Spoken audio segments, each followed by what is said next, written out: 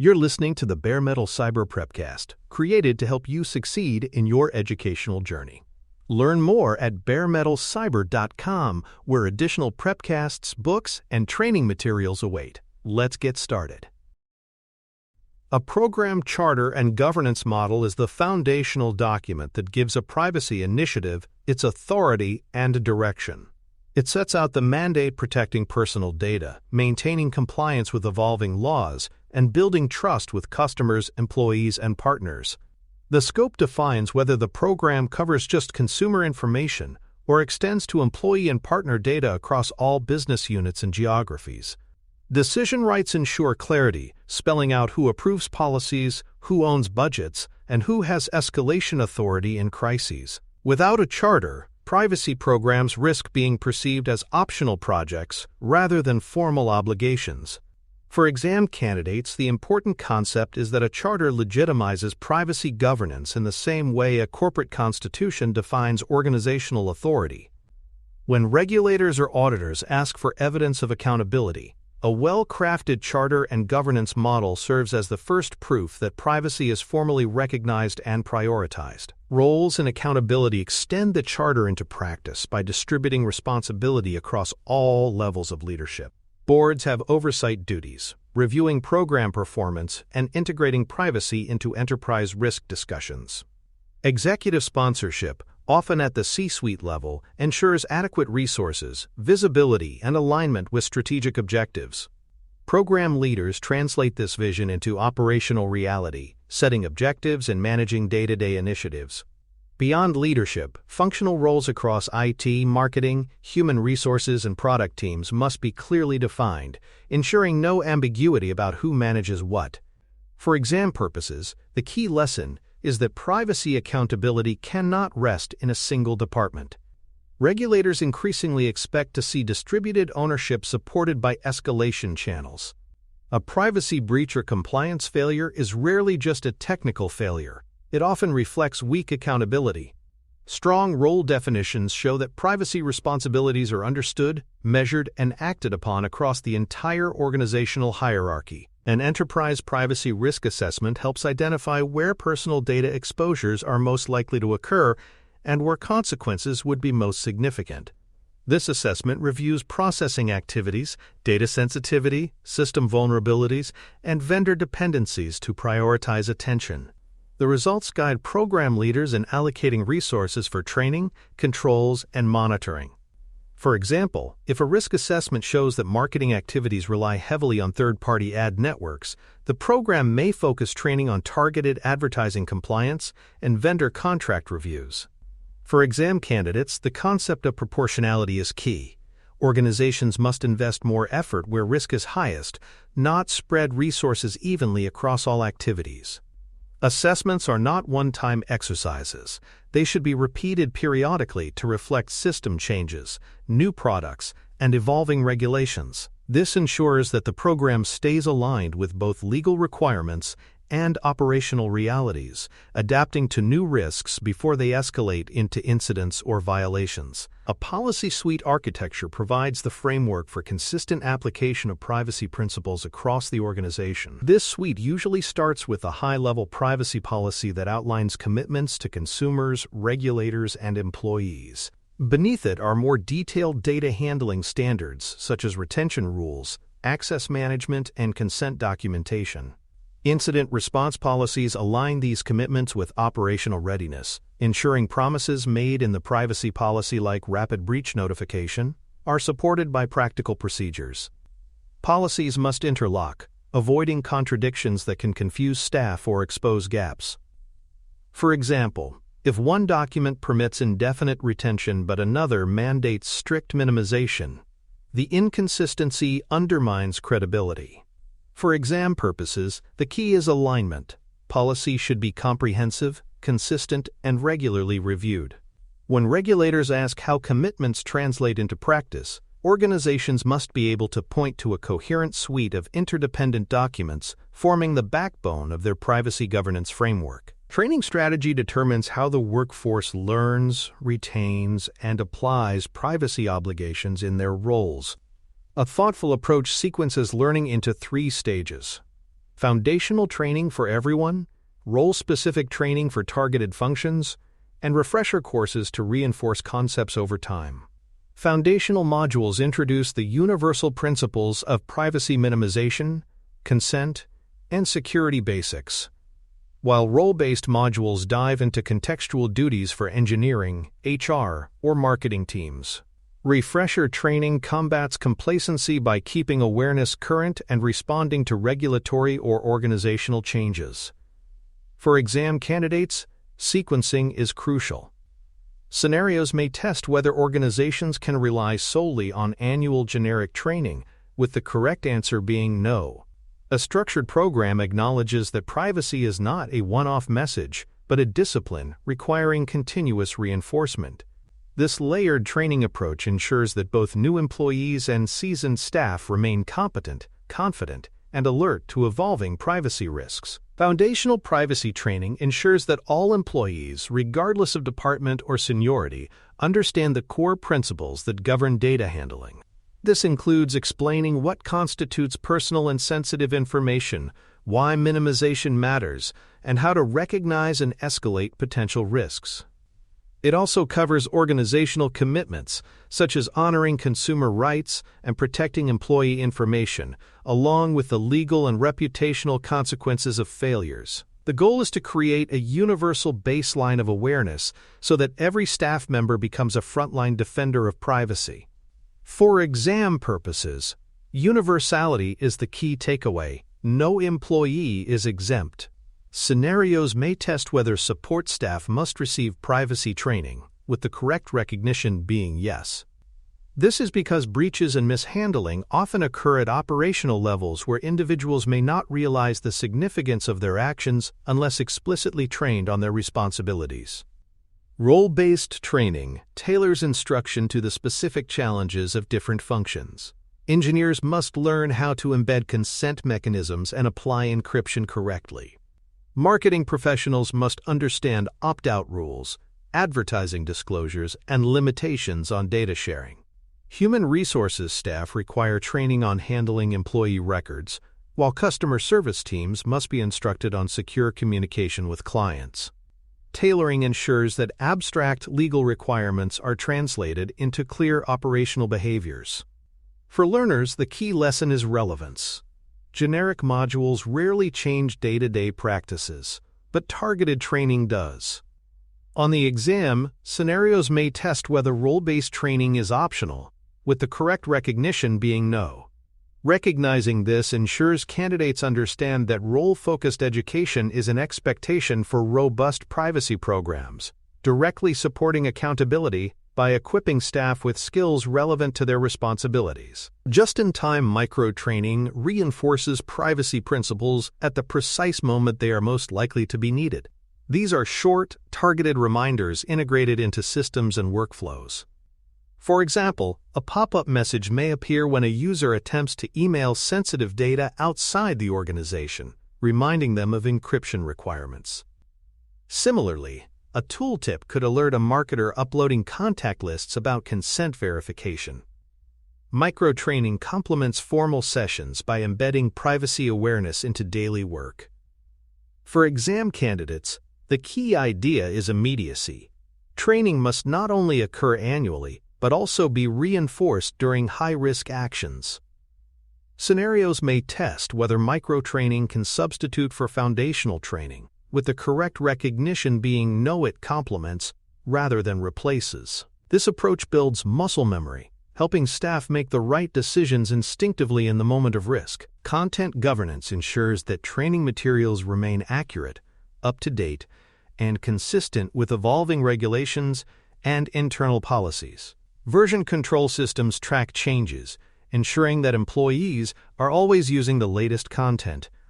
Ownership assigns responsibility for updates, preventing neglect, while update cadence ensures content is refreshed in response to new laws, incidents, or technology changes. Without governance, training risks becoming stale, undermining credibility. For exam purposes, the key concepts are accuracy and accountability. Scenarios may test whether training programs can remain unchanged for years, with the correct recognition being no. Recognizing content governance underscores that training must evolve alongside the environment it supports, ensuring that employees are educated with relevant, timely information rather than outdated practices that no longer meet regulatory expectations or organizational realities. Knowledge checks, attestations, and certification records provide tangible proof of training completion and comprehension. Knowledge checks can take the form of quizzes or scenario-based exercises that test understanding beyond passive attendance. Attestations require employees to acknowledge that they have read and understood policies, reinforcing accountability. Certification records document compliance with training obligations, creating an audit trail for regulators or internal oversight bodies. For exam candidates, the key takeaway is evidence. Scenarios may test whether oral assurances suffice as training proof, with the correct recognition being no. Recognizing this highlights that documentation is essential for demonstrating accountability. Training is only defensible if organizations can prove employees not only completed modules but also understood the principles conveyed, reinforcing the credibility and enforceability of the entire privacy program. Metrics provide insight into the effectiveness of training initiatives. Completion rates show participation, assessment scores measure comprehension, and behavioral indicators, such as faster incident reporting or reduced policy violations, reflect real-world impact. Over time, organizations can identify patterns, such as departments consistently underperforming, and adjust content accordingly. Metrics also support executive reporting, proving that training investments yield measurable benefits. For exam candidates, the key concept is multidimensional evaluation. Attendance alone is insufficient. Scenarios may test whether completion percentages prove program effectiveness, with the correct recognition being no. Recognizing this ensures candidates understand that regulators expect organizations to measure outcomes, not just inputs, demonstrating a commitment to continuous improvement in shaping workforce behavior around privacy practices. Awareness campaigns complement structured training by keeping privacy visible throughout the year. These may include newsletters, posters, town halls, or storytelling campaigns that highlight privacy successes and failures. Narratives and exemplars make abstract principles memorable, while periodic reminders reinforce obligations between training cycles. Campaigns build a culture of privacy by ensuring that principles remain top of mind. For exam candidates, the key concept is reinforcement. Scenarios may test whether awareness campaigns are optional extras, with the correct recognition being no. They are critical to embedding privacy into culture. Recognizing this ensures candidates understand that privacy cannot survive as a once-a-year activity, but must be a continuous presence in organizational communications, shaping norms and expectations across the workforce. Manager enablement empowers leaders to reinforce privacy expectations within their teams. Playbooks provide practical guidance on responding to questions, handling escalations, and modeling compliant behaviors. Office hours with privacy officers give managers a channel for clarifying doubts, while escalation paths ensure that complex issues are elevated quickly. Manager support is crucial because employees often look to their supervisors for direction on applying policies. For learners, the key concept is multiplier effect. Well-equipped managers amplify privacy across their teams. On the exam, scenarios may test whether training can bypass managers, with the correct recognition being no. Recognizing this emphasizes that managers are both enforcers and role models, ensuring that privacy culture flows downward through every level of the organization. Globalization and localization of training content ensure relevance across different geographies. Modules must reflect local laws, cultural practices, and languages to be effective. For example, European staff may require GDPR-focused content, while U.S. employees may need modules on state-level privacy statutes. Localization avoids cultural mismatches that undermine credibility. For learners, the key concept is contextualization. Global principles must be framed in local realities. On the exam, scenarios may test whether identical content can be used worldwide, with the correct recognition being no. Recognizing this highlights that privacy training must balance consistency of message with customization of delivery, ensuring employees across jurisdictions engage with content that is both legally accurate and culturally resonant. Continuous improvement loops ensure that training programs evolve based on real-world feedback. Incident reviews may highlight misunderstandings that require new modules, while audit findings may reveal gaps in coverage. Employee feedback provides practical insights into whether training is engaging and effective. These inputs feed into updated curricula, refreshed awareness campaigns, and enhanced measurement systems. For exam candidates, the key concept is adaptability. Scenarios may test whether training is static once designed, with the correct recognition being no. Recognizing this ensures candidates appreciate that privacy training must evolve, like the risks it addresses, building resilience through constant iteration. By learning from experience and embedding feedback loops, organizations keep their workforce aligned with emerging threats and regulatory changes. For more cyber-related content and books, please check out cyberauthor.me. Also, there are other prepcasts on cybersecurity and more at baremetalcyber.com. Third-party risk management begins with a well-defined life cycle that stretches from vendor intake through offboarding. Intake involves gathering information about the vendor's role, the data involved, and the criticality of services. Onboarding formalizes the relationship through contracts, data protection addenda, and initial assessments. Once operational, oversight continues through ongoing monitoring, periodic reassessments, and performance reviews to confirm the vendor's compliance with privacy expectations. Finally, offboarding ensures proper termination assistance and verified data return or deletion. For exam candidates, the key concept is comprehensiveness. Oversight is not a single checkpoint, but an end-to-end discipline. Scenarios may test whether lifecycle management ends once a contract is signed, with the correct recognition being no. Recognizing this illustrates that accountability extends beyond onboarding, requiring organizations to actively govern vendors throughout their entire relationship, ensuring that risks remain managed until all data obligations are fully closed. Vendor classification is essential to ensure oversight resources are allocated proportionally. Vendors are classified based on their processing role, such as controller, processor, or sub-processor, the sensitivity of the personal data they handle, and the criticality of the services they provide to the organization. For example, a payroll vendor handling Social Security numbers and salary information will be considered high risk, while a cleaning service provider with no access to personal data would be low risk. This classification drives the level of due diligence, contractual controls, and monitoring applied. For exam purposes, the key lesson is prioritization. Classification avoids wasting effort on low-risk vendors while ensuring high-risk ones receive the scrutiny they deserve. Scenarios may test whether all vendors require the same level of assessment, with the correct recognition being no. Recognizing this ensures candidates understand classification as a key enabler of risk-based vendor management. Due diligence questionnaires and evidence reviews provide structured ways to evaluate vendor practices.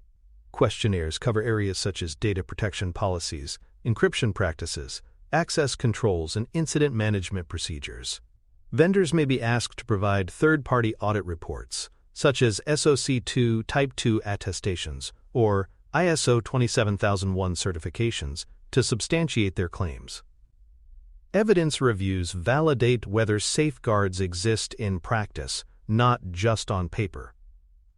For learners, the key concept is substantiation. Self-reported assurances are insufficient. On the exam, scenarios may test whether a completed questionnaire alone demonstrates compliance, with the correct recognition being no. Recognizing this underscores that due diligence demands validation, requiring tangible evidence that vendors meet defined security and privacy standards before data processing begins, ensuring accountability is documented and defensible. Data protection addenda are contractual extensions that formalize privacy obligations between organizations and their vendors. These addenda typically define the purpose of processing, prohibit unauthorized uses, establish confidentiality requirements, and specify obligations to assist with consumer rights requests. They may also clarify liability, audit rights, and security requirements. For exam candidates, the key concept is contractual enforceability. Addenda transform expectations into obligations backed by remedies for non-compliance. Scenarios may test whether vendors can process data beyond agreed purposes, with the correct recognition being no. Recognizing this illustrates how data protection addenda operationalize accountability, ensuring that responsibilities are explicit, enforceable, and directly tied to mapped data flows, reinforcing both organizational governance and regulatory compliance requirements. Subprocessor provisions extend accountability downstream by requiring disclosure of subcontractors, notification of changes, and approval mechanisms before new subprocessors are added.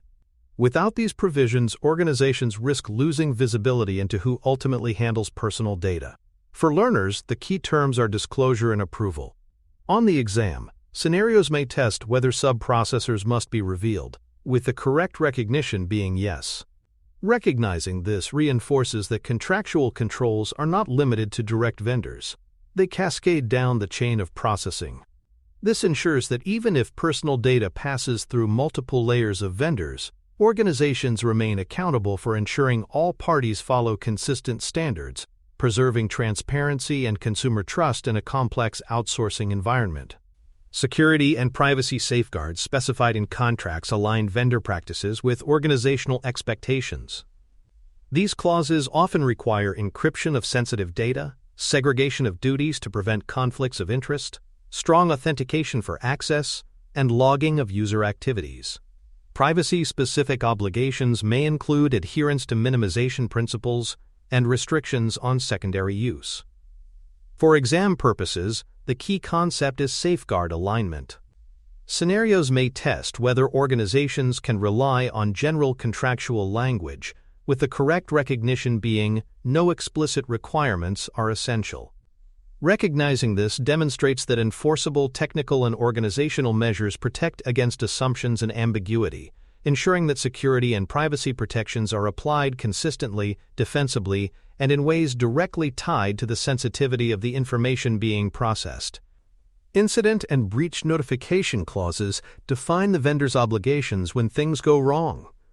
These clauses establish triggers, such as unauthorized access or loss of control, and specify notification timelines, often aligned with legal requirements, like 72 hours under GDPR, or without unreasonable delay under U.S. state laws. Cooperation provisions require vendors to assist in investigations, remediation, and communications with regulators or affected individuals. For learners, the key concept is timeliness. On the exam, scenarios may test whether vendors can choose when to notify controllers, with the correct recognition being no. Recognizing this emphasizes that breach notification cannot be discretionary. Vendors must provide prompt notice so organizations can meet statutory deadlines and minimize harm to individuals whose personal data has been compromised. International transfer mechanisms embedded in contracts provide legal basis for data to cross borders.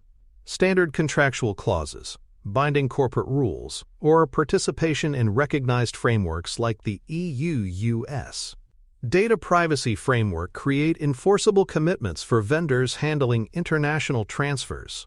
These mechanisms must be explicitly referenced in agreements to ensure compliance and accountability. For exam candidates, the key term is lawfulness.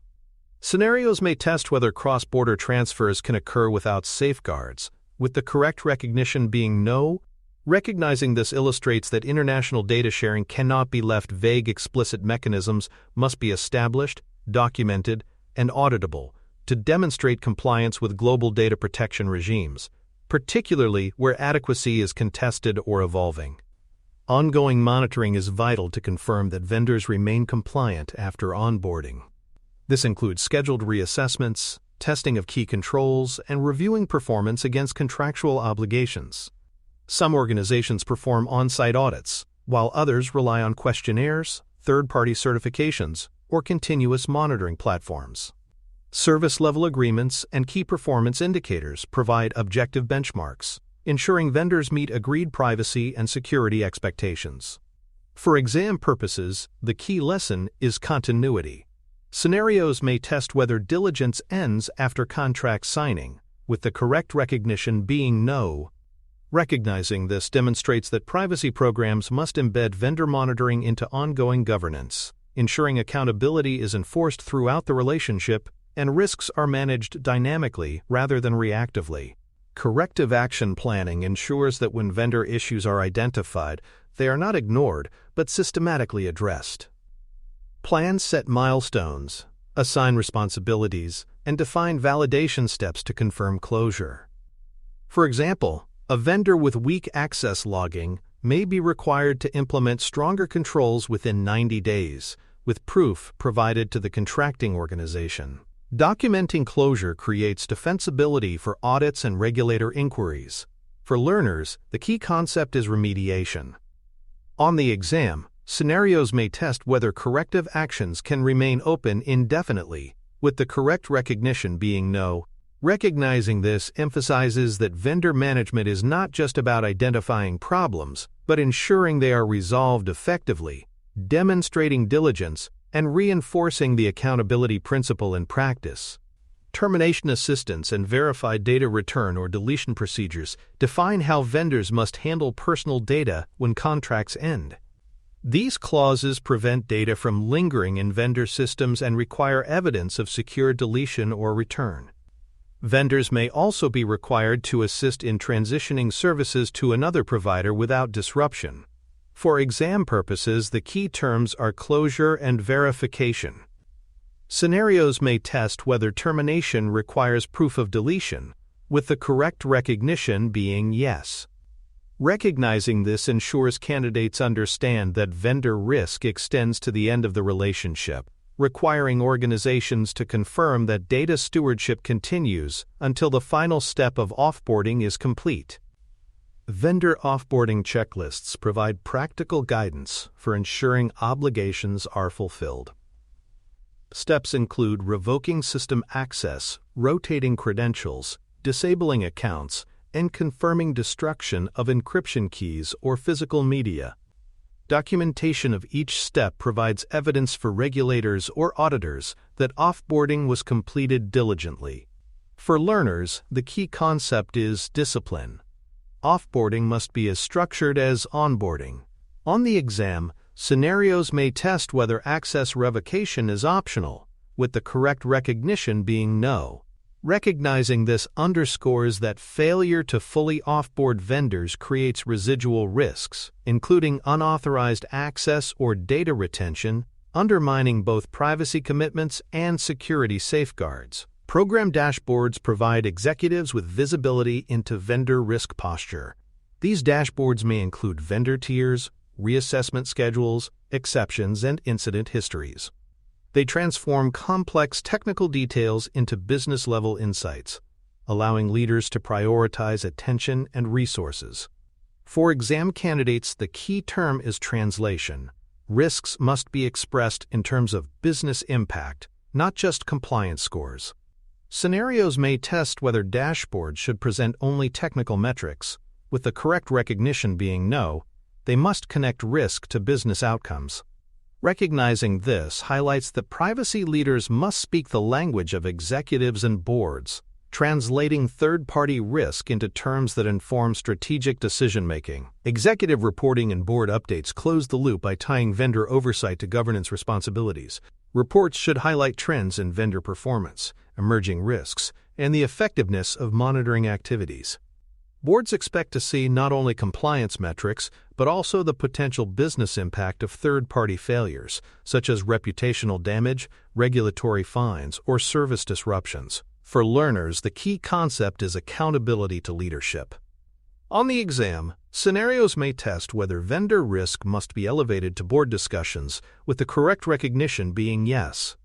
Recognizing this ensures candidates understand that vendor management is not only operational, but strategic, requiring senior leadership to be informed and engaged in managing third-party privacy risks. By integrating vendor oversight with workforce training, privacy programs ensure that both internal and external risks are addressed comprehensively. Employees are empowered with the knowledge to protect data responsibly, while vendors are contractually and operationally bound to uphold equivalent standards. For exam candidates, the synthesis is clear. Privacy programs succeed when people and partners are equally accountable. Sustained compliance and trust require both dimensions: internal capability and external assurance working in tandem to protect personal data across every part of the ecosystem. Recognizing this principle emphasizes that privacy programs are strongest when they extend accountability end-to-end, uniting training and vendor management into a single, cohesive governance framework. Thanks for tuning in to the Bare Metal Cyber Prepcast, your trusted source for cybersecurity news and insights. Remember to subscribe at baremetalcyber.com so you never miss an update. And visit cyberauthor.me for best-selling cybersecurity books that equip you with expert knowledge. Until next time, stay secure and stay vigilant.